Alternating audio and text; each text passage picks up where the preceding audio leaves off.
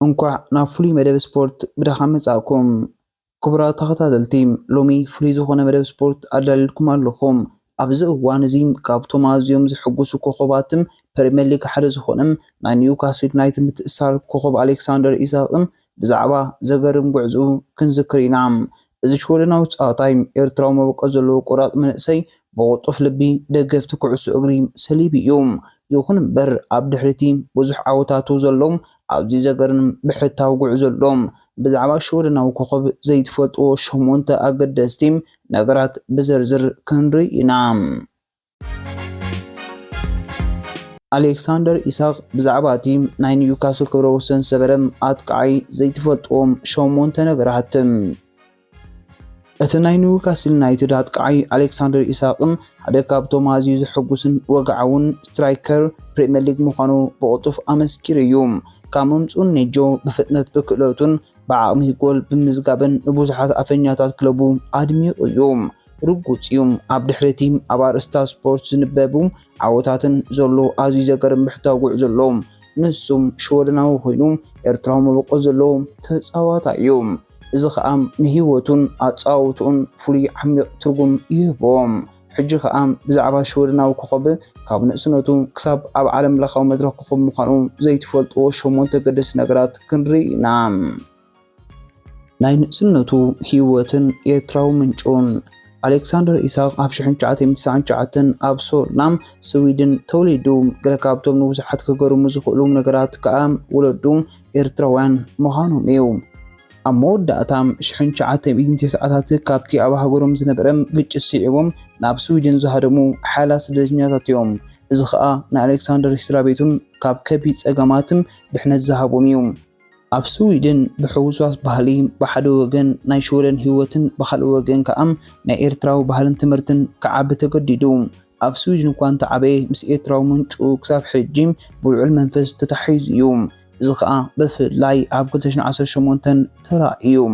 ኣብቲ ዓመት እቲ ናብ ኤርትራ በፂሑ ንሃንቲ ሃገር ዘለዎ ፍቕርን ምትእስሳርን ኣርእዩ። ኣብ ኤርትራ ዝነበረ ግዚኡ ናይ ግራስሩት ህፃናት ፕሮግራማት ኩዕሶ እግሪ ሓገዝ ሂቡ ንመንእሰያት ብስፖርትን ኣቢሉን ህይወቶም ክቕይሩ ከም ዝኽእሉ ኣርእዩ። እዚ ከዓ ንሱ ዝተዋህበ ስልጣን ጥራይ ዘይኮነስን የግዳስ ንኻልኦት ንክሕዝ ዘለዎ ድሌት ዘርኢ እዩ። ኩዕሶ እግሪ ኣብ ስድራቤቱ ሓያል ሱራ ኣለዎም።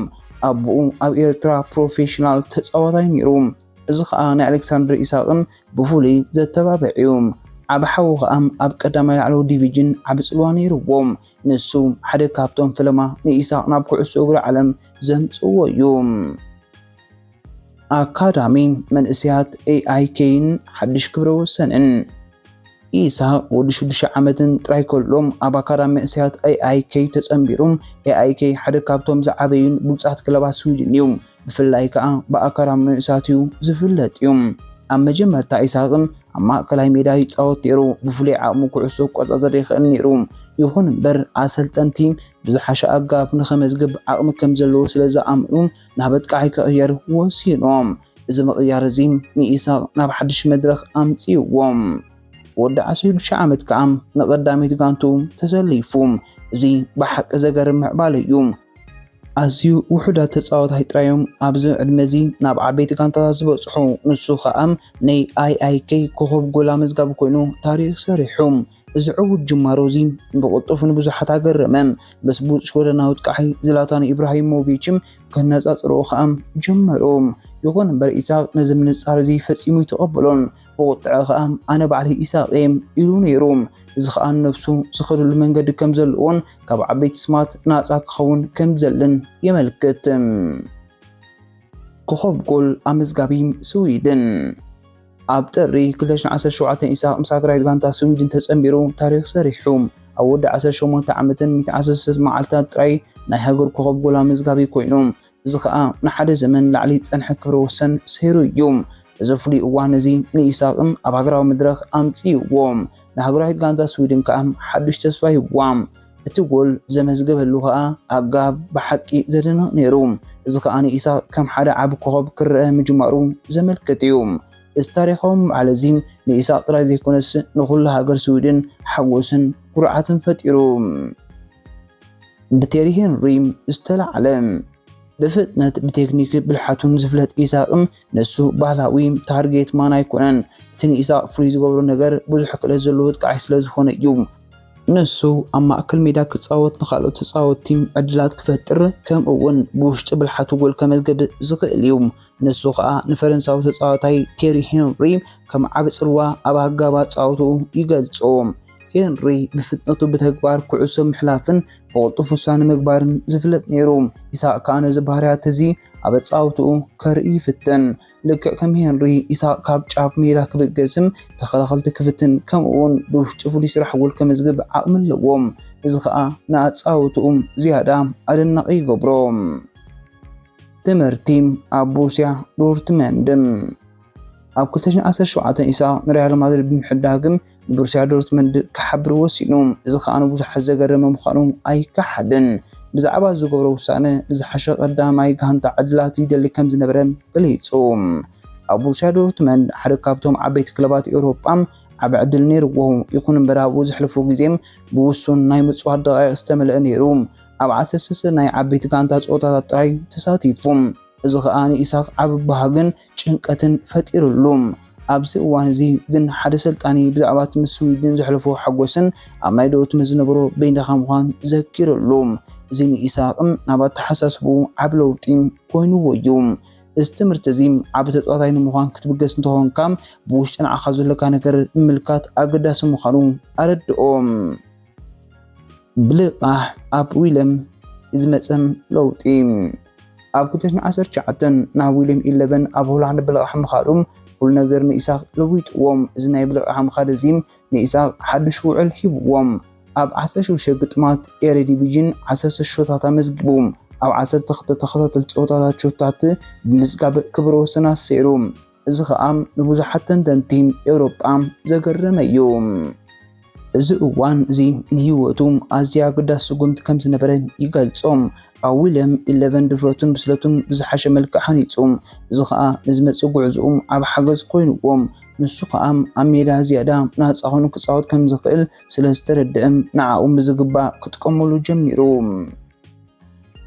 ዕዉት ግዜ ኣብ ስፔን ምስ ሪያል ሶሲዳድ ድሕሪ ቲም ኣብ ሆላንድ ዝረኣየ ብሉፅ ጽራሕም ኢሳቅም ኣብ 2019 ምስ ሪያል ሶሲዳድ ኣብ ስፔን ተጸንቢሩ ኣብኡ ከዓ ብሓቂ ተተባቢዑ እዛ ክለብ እዚኣ ናጻወቱኡን ዝያዳ ዕድል ሂባቶም ኣብ 3 ዓመታት ኣብ 162 ኣሲስትን 44 ሾታት ኣመዝጊቡ እዚ ከዓ ኣብ ላሊጋ ዓበት ቃይ ምዃኑ ኣመስኪሩ እንተላይ ኣብ ዋንጫ ንጉስ ምስ ሪያል ማድሪድ ዘመዝግቦ ዝከር ክልተ ጎላትም ንዓቕሙን ክእለቱን ዘርኣዩ እዮም ኣብ 2021 ኣብ 5 ተኸታተልቲ ግጥማትም ላሊጋ ጎል ዘመዝገቡ ኮብ ተጻዋታይ ኮይኑ ታሪክ ሰሪሑ እዚ ከዓ ንኢሳቅ ካብቶም ብሉጻታት ቃዕቲም ላሊጋ ሓደ ምዃኑ ኣረጋገጸ ኣብ ስፔን ዝነበሮ ግዜ ናጻውቱ ዝያዳ ኣሰልጠንቱን ብስለትን ሃቦን ናይ ኒውካስል ዩናይትድ ክብረ ወሰን ሰበረ ምትእሳር ጽልውኡን ኣብ ናሓሰ 2022 ኒውካስል ዩናይትድ ንኢሳቅ በወርሓዊ ክብረ ወሰን ዝኾነ ዋጋ ብምግዛእ ተዋሲዖም እዚ ከዓ ንኢሳቅ ኣብ ፕሪምየር ሊግ ሓደ ካብቶም ዝዓበዩ ሊጋታት ዓለም ንክጻወቱ ዕድል ሂብዎም ኣብ ቀዳሚ ገጥሙ ምስ ሊቨርፑል ጎል ኣመዝጊቡ እዚ ከዓ ደገፍቲ ኒውካስል ኣብ ሓጎስ ፈጢሩ ኣብ ካልኣይቲ ወቕቲ ከዓ 21 ሾታት ብምዝጋብ ታሪክ ሰሪሑ ድሕሪ ኣለን ሸረር ካብ 20 ንላዕሊ ሾታት ሊግ ዘመዝገበ ናይ መጀመርታት ቃዕ ኒውካስል እዩ እዚ ንኣለን ሸረር ዘለዎ ምትእሳር ኣብ ታሪክ ክለብ ኒውካስል ሓደ ካብቶም ዓበይቲ ቃዕቲ ምዃኑ ዘርኢ እዩ ካብ 2000ታት ተወሊዱ ናይ ቻምፒየን ሊግ ጎል ኒውካስል ዘመዝገበ ናይ መጀመርታት ጻወታይ ኮይኑ ኣብ 8 ተኸታተልቲ ግጥማት ፕሪምየር ሊግ ጎል ብምዝጋብ ከዓ ክብረ ወሰን ሸረር ሰይሮም ጸብጻባት ከም ዝሕብሮ ኒውካስል ብ150 ሚልዮን ዩሮን ከይተረፈ ከም ዘይትለቆ ትገልጽ እዚ ከዓ ኒውካስል ዘለዎ ኣገዳስነት ንዋግኡን ዘርኢ እዩ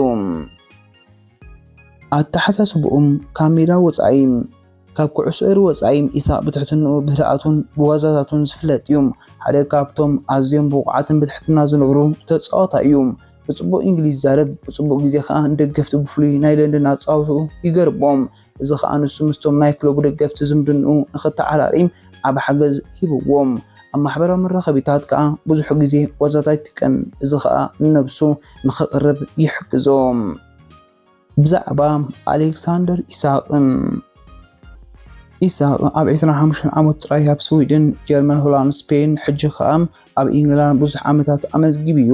ብክእለቱ ብልሕቱን ብብዝሒ ጎላቱን ሓደ ካብቶም ውፃታት ቃት ኤውሮጳ ምዃኑ ኣመስኪሩ ከምኡውን ኣብ ትምኒት ኒውካስል ዩናይትድ ንሃገራውን ኤውሮጳውን ዓወት ኣገዳሲ ተወሳኢ ምዃኑ ይርአ። ኒውካስል ንዓበይቲ ዓወታት ድሉዋት ክትከውን ከላ ኢሳቅ ከዓ ማእከላይ ተወሳኢ ንኽኸውን ዝኽእል ተፃዋታይ እዩ። ብፍጥነትን ብልሑን ዝኾነ ተኸላኻላይ ከፀጉሞ ዝኽእል እዩ። ብውሽጡ ብልሕቱ ከዓ ንጋንቱ ወሳኒ ኣህዳፍ የበርክት። ሎሚ ኢሳቅ ምስ ሊቨርፑል ብ160 ሚልዮን ፈሪሙ ነቲ ሓድሽ ጉዕዞ ታሪክ ንምፍጻም የማዕዱ። ክቡራት ተኸታተልትና ናይ ሎሚ መደብ ብዛዕባ ኣሌክሳንደር ኢሳቅ ዝዳልናዮ ፍሉይ መደብ ስፖርት ዛዚምና ኣለና። ብዛዕባ እዚ ፍሉይ ተፃዋታይ ሓድሽ ሓበሬታ ከም ዝረኸብኩም ተስፋ ንገብር። ክሳብ ዝመጽእ መደብና ድማ ሰላም ንኹለና።